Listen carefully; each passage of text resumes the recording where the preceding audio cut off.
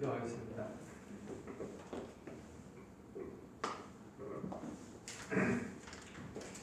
우리 주 예수 그리스도의 은혜를 입은 자, 감히 이 자리에 하나님의 말씀을 심부름하도록 세워주셨습니다.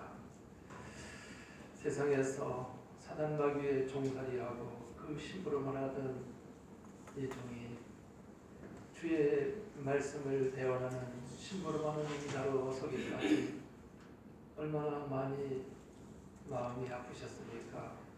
얼마나 괴로우셨습니까? 부족하지만 오직 성령이 함께 하시는 은혜 속에서 복음만을 심부름할 수 있는 전도자가 되게 하옵소서. 우리 주 예수 그리스도의 이름으로 기도드립니다. 우리 인간이 하나님의 특별한 은혜를 입었습니다. 하나님이 창조하신 모든 피조 세계를 다스리고 정복하고 번성하고 창대하여 하나님이 그 모든 피조물들로 찬송 받으시게 하시는 그 목적을 위해서 우리 인간이 하나님의 복을 받았습니다. 그런데 우리 인간이 하나님과의 그 약속을 스스로 깨버렸습니다. 내가 선악과를 먹으면 하나님처럼 될 수 있다라고 하는 그 사단의 유혹에, 그 속임수에 선악과를 따먹고 마는 큰 범죄 사건이 일어났습니다. 그러나 하나님께서는 그 즉시로 창세기 3장 15절에 기록된 바에 의하면 내가 너로 여자와 원수가 되게 하고 그 여인의 후손이 네 발꿈치를 상할 것이다. 네 후손은 여인의 후손의 발꿈치를 상할 것이니 여인의 후손은 네 머리를 상할 것이다. 성경 말씀은 그렇지만 이 말씀을 자세히 더 깊이 들어가 보면은 네 악한 생각을 가지고 있는 그 머리를 완전히 박살내시겠다는 말씀으로 저는 그렇게 이해를 했습니다. 모든 악이 이 머리 생각 속에서 나왔거든요. 그래서 하나님께서는 우리에게 복음을 믿으라고 하셨습니다.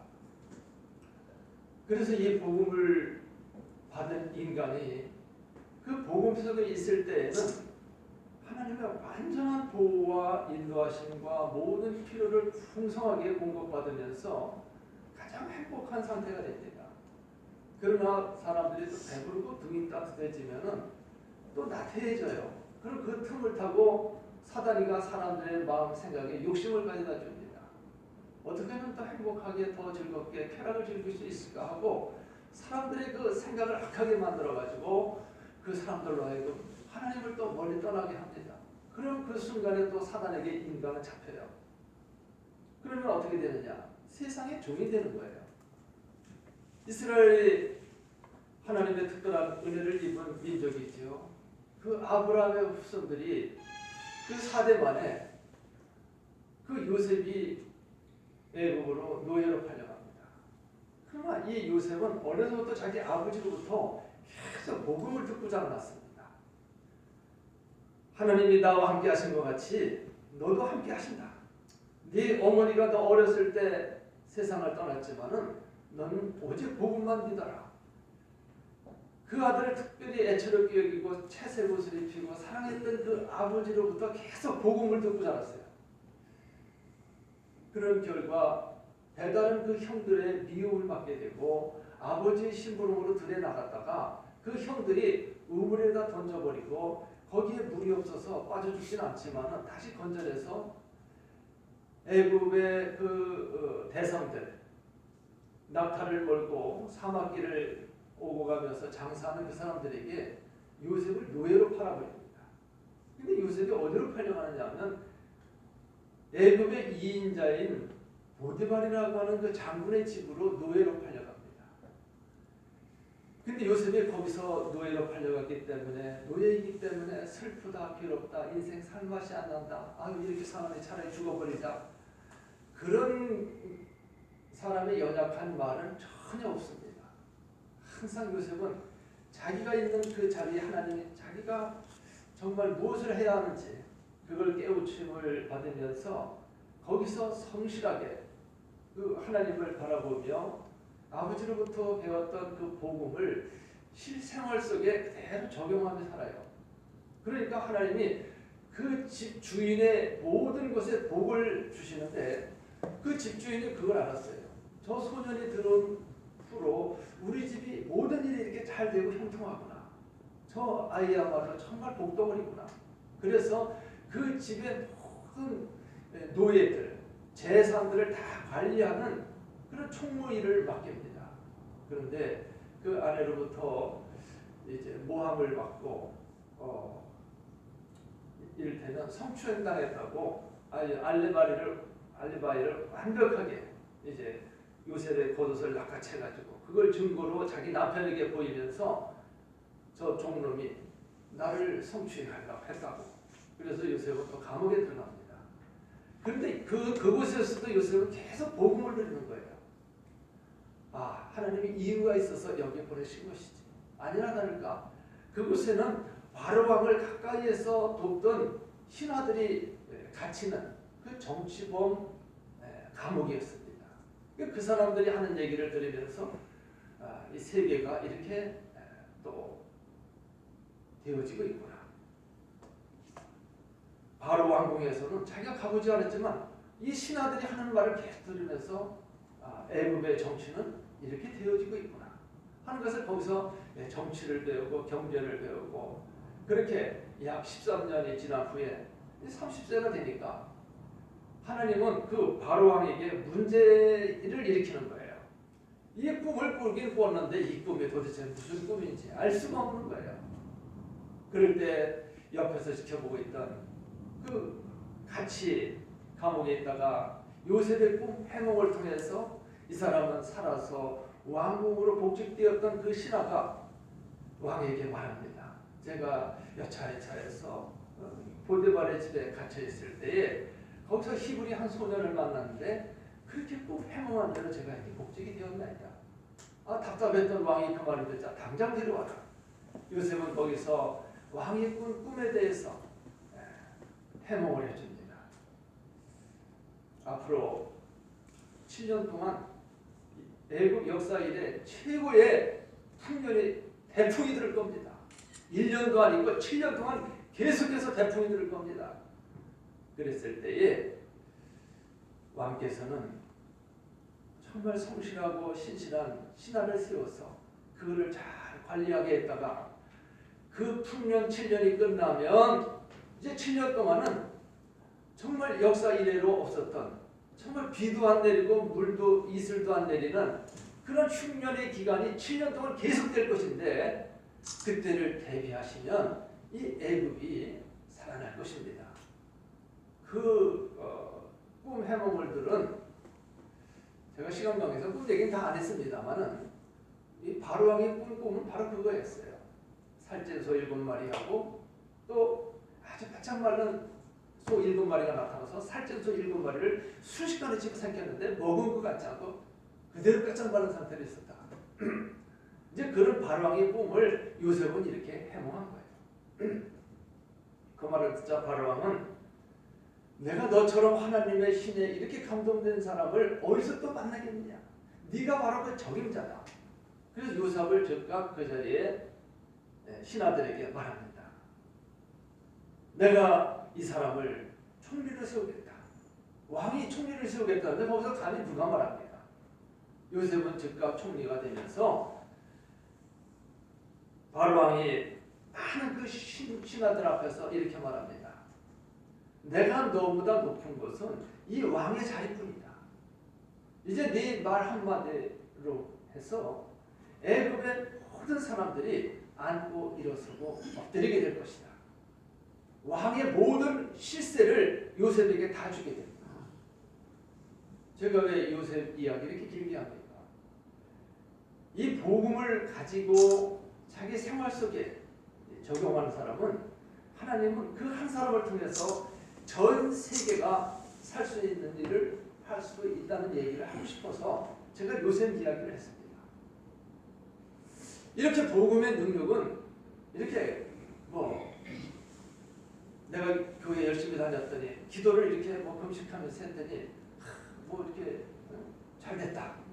뭐 돈을 많이 뭐 모으게 됐다. 우리 자식들이 뭐 좋은 대학에 나오고 뭐 좋은 취직을 하고 좋은 회사에 들어가고 이런 얘기하려고 하는 게 아닙니다. 복음의 능력은 뭐냐? 이사야서 7장 14절에 보라 처녀가 잉태하여 아들을 낳을 것이요 이름을 임마누엘이라 하셨으니 이를 번역한즉 하나님이 우리와 함께 하시니라. 하나님이 함께 하시는 그 자체, 하나님께서 우리에게 주신 그 언약 자체가 이것이 최고의 복이라는 것이죠. 에덴 동산에서 하나님과 우리 인간이 함께했던 그 복을 회복시켜 주시겠다는 그 언약이 바로 복음인 것입니다. 우리가 귀로 들을 수 있는 좋은 소리 많이 있습니다. 그러나 하늘과 땅의 모든 권세를 가진 하나님이 우리와 함께 하시겠다는 이 약속의 말씀보다 더 큰 축복은 없는 줄로 믿습니다. 그래서 우리는 이 복음을 바로 알고 실생활에 적용하고 누려야 되겠다는 얘기입니다.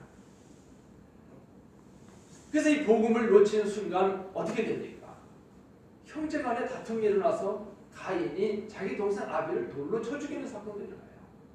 그리고 또 창세기 6장에 가서는 이 네피림 시대가 되니까 자기의 성공 목적을 위해서는 뭐 인면 그 사람의 얼굴이 아니라 짐승처럼 행동하는 거예요. 짐승 이하가 되는 거예요. 그래서 사람이 완전히 타락했을 때 하나님께서는 노아에게 너와 네 집을 위하여 방주를 만들어라. 나를 위해서 만들지 말고 너와 네 집을 위해서 방주를 만들라고 하세요. 그래서 노아의 가족은 그 방주에 들어가서 구원함을 받습니다.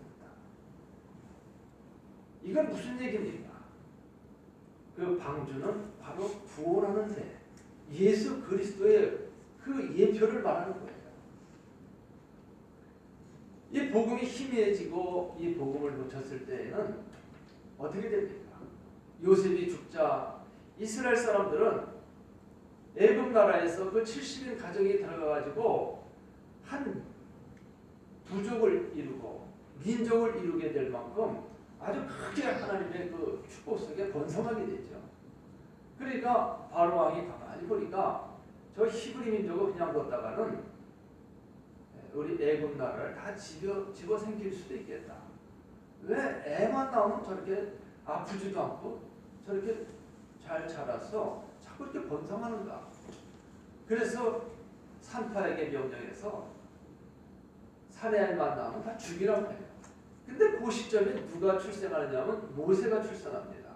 출애굽기 2장에 보면은 모세가 출생하는데 그 당시에 왕명에 의해서 산파들이 히브리 여인이 사내 아이를 낳으면 다 죽이라고 명령했기 때문에 죽일 수밖에 없었어요. 근데 산파들이 그 어린 아이들 보기만 해도 얼마나 그 안쓰럽고 정말 사랑스럽고 그렇습니까?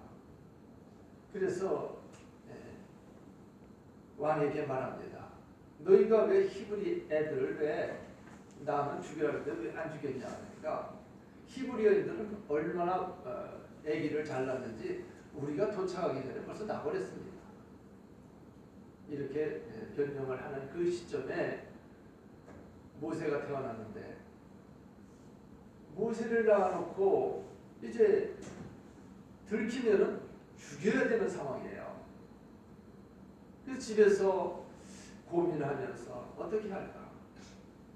그 부모들이 그 아이를 위해서 기도하다가 모세를 광주리에다가 역청을 발라서 물이 스며들지 않게 하고 토대기에 싸서 나일강에 띄어보내면서 그 누이 미리암에게 어떻게 되었는지 보라고 합니다.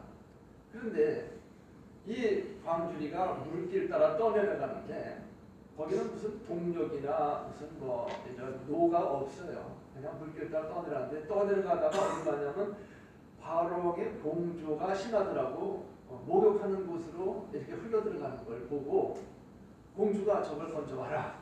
그래서 신녀가 건져와서 열어보니까 히브리 아이가 거기 있는데 보는 순간에 이 아이는 내가 길러야 되겠다. 시녀들에게 너희들 이 단속 철저히 해라. 이 꼼꼼하지도 말아라 하고 왕궁에 들어가서 모세가 거기서 자라나게 되고, 이제 자라날 때에 모세의 어머니 그 요게벳이 미리암에 의해서 왕궁으로 유모로 들어가게 됩니다. 미리암이 공주한테 가서 이 아이에게 젖 먹일 사람이 필요하지 않습니까? 그래, 네가 아느냐? 그래, 이 어머니를 데려와라. 그래서 이제 미리암이 자기 어머니 요게벳에게 모세를 젖 빨리도록 해서 왕궁에 취직해가지고 모세를 젖을 먹이면서 자라게 합니다. 요게벳 어머니가 젖만 먹였겠습니까? 계속 복음을 말해줬을 거예요. 너는 히브리인이다. 아브라함의 후손이다. 하나님의 백성이다. 어린 나이 때부터 계속 복음을 들은 이 모세가 이제 왕궁의 모든 학문과 또 무술, 이 모든 것들을 다 익히고 이제 최고의 자리를 향해서 가고 있을 때 모세의 마음에는 내가 이제 힘을 길러가지고 내 민족 히브리 민족을 해방시켜주겠다. 아마 그런 야망을 가졌을 즈음에 사건이 일어나서 히브리인들이 싸울 때에 가서 말립니다. 왜 같은 동족끼리 싸우냐고. 그 중에 한 사람이 뭐랬냐. 어제는 애국 군인을 쳐 죽이더니 오늘은 나를 죽이려고 하느냐. 이거 자기가 군인 죽인 사건을 아주 감쪽까지 아무도 모르는 줄 알았는데 본 사람이 있었어요. 그래서 모세는 미디안 광야로 36개 주행당을 치고 그곳에서 40년을 이제 자기 장인의 양치기를 하면서 호렙산을 오르락내리락 하면서 이 하나님께 항상 기도하는 그런 삶을 살게 되죠. 이제 모세가 육신적으로는 이제 나이가 80이 되어서 이제 인생은 이제 다 됐구나, 이제 소망이 없구나 할 즈음에 하나님께서 떨기나무 불꽃 가운데서 모세를 불러서 내 백성이 애굽에서 탄식하는 소리를 내가 듣고 있다. 너는 바로 왕에게 가서 내 백성을 사흘길쯤 데리고 나서 피제사를 드리겠다고 해라. 여기서 피 언약을 모세가 하나님으로부터 직접 듣게 됩니다. 그래서 모세는 출애굽기 3장 18절에 이렇게 말합니다. 사흘길쯤 가서 희생 제사를 드리려 하오니 이 백성을 내보내 주시오. 사흘길쯤 가서 희생의 제사. 그래서 애굽에서 노예 생활하던 이스라엘 백성들이 이 피에 대한 복음을 듣게 됩니다. 어린 양을 잡아서 그 피를 문설주에 바르고 그 고기를 먹어라. 이게 오실 메시아 예수 그리스도를 말하는 거죠. 십자가에서 피 흘려 죽으시는 예수 그리스도. 요한복음 19장 30절에 그 피 한 방울 남이 없이 쏟으시는 예수님께서 마지막 남기신 말씀이 뭐라고 하셨습니까? 다 이루었다. 그 말씀을 남기시고 운명을 하십니다. 그걸로 끝난 게 아닙니다. 예수님은 이미 내가 죽었다가 사흘 만에 다시 살아나야 하리라 이렇게 말씀하신 대로 장사한 지 사흘 만에 사망 권세, 사단의 그 머리를 박살내시고 부활하시는 사건이 일어납니다. 이것이 기독교의 진수요 핵심이요 생명이라고 저는 믿습니다. 그래서 지금 전 세계 교회는 다 문을 닫고 있습니다. 한국에는 높은 곳에 올라가서 이렇게 내려다보면 밤에 이렇게 내려다보면 빨개요, 빨개. 십자가의 그 빨간 불빛이 온 유리를 이렇게 밝히고 있습니다. 그런데 십자가가 많고 교회가 많은데 복음을